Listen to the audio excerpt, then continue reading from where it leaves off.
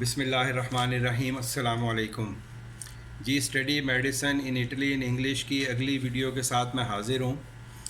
تو جیسے میں نے کہا اس ویڈیو میں آپ سے ڈسکس کروں گا اسکالرشپ اور فی ریبیٹ کے لیے آپ کو کیا ڈاکومنٹس چاہیے اور اس کے لیے آپ نے کیسے پروسیڈ کرنا ہے. تو فی ڈسکاؤنٹ یا فی ریبیٹ کے لیے اور اسکالرشپ کے لیے جو آپ کو ڈاکومنٹ چاہیے اس پہ نمبر 1 ہے آپ کا FRC. FRC جو کہ فیملی رجسٹریشن سرٹیفکیٹ ہے. یہ آپ کو نادرا سے بنوانا ہے.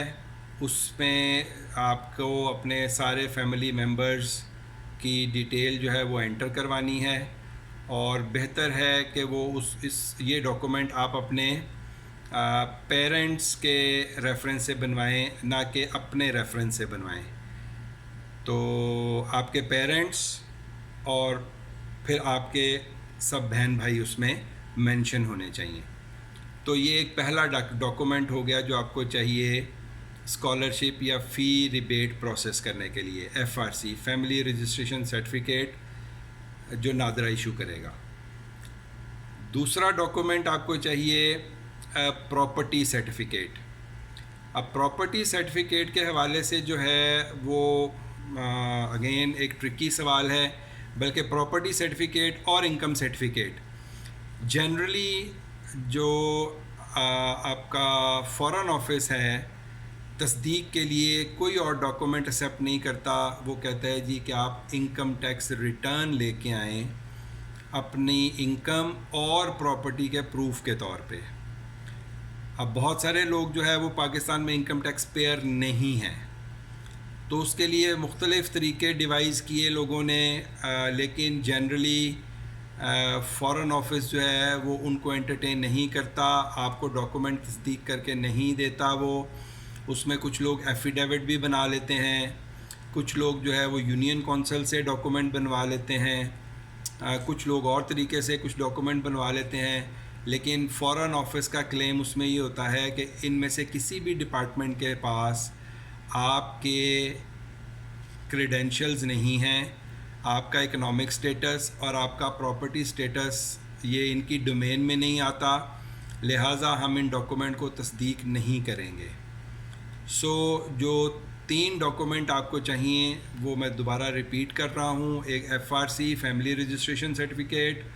دوسرا فیملی انکم سرٹیفکیٹ جس میں آپ کے فیملی کے سارے ممبرز کی کمولیٹیو انکم کی ڈیٹیل ہونی چاہیے. اور تیسرا جو ہے وہ فیملی پراپرٹی سرٹیفکیٹ. اس میں آپ کی فیملی کی ٹوٹل جو پراپرٹی ہے اس کی ڈیٹیل اور ورتھ ہونی چاہیے. یہ ڈاکومنٹ آپ کو فی ریبیٹ کے لیے بھی چاہیے. یہ ڈاکومنٹ آپ کو اسکالرشپ کے لیے بھی چاہیے. اور یہ ڈاکومنٹ آپ کو ایمبیسی کے لیے بھی چاہیے. پاکستان میں ایمبیسی یہ ڈاکومنٹ آپ سے ڈیمانڈ کرتی ہے DOV کے ساتھ اور ویزا پروسیس کرنے کے ساتھ. ٹھیک ہے.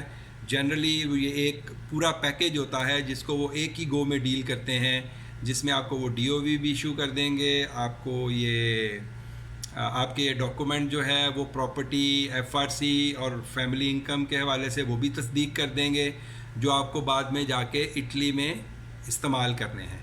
اور تیسری چیز جو چاہیے وہ آپ کو ویزا اپلیکیشن. تو یہ تینوں چیزیں جو ہے وہ ایک ساتھ وہ پروسیس کرتے ہیں.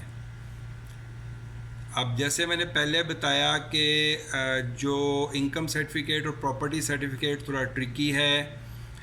وہ آپ سب سے بہتر ہے کہ آپ کا اگر انکم ٹیکس فائلر ہیں تو انکم ٹیکس ریٹرن اس میں آپ کی پراپرٹی کی ڈیٹیل اور اس پہ آپ کی انکم کی ساری ڈیٹیل ہے تو آپ FBR کے آفس چلے جائیں. وہ آپ کو ایک سرٹیفکیٹ بنا دیں گے اور وہ آپ فارن آفس لے کے جائیں گے. وہ آپ کو تصدیق کر دیں گے. دس از دا بیسٹ وے.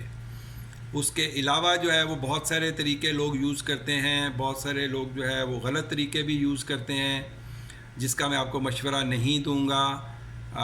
اگر آپ کے پاس کوئی پراپر ڈاکومنٹ ہے, اوریجنل ڈاکومنٹ ہے, فیک ڈاکومنٹیشن نہیں کریں. Again I repeat, fake documentation نہیں کریں.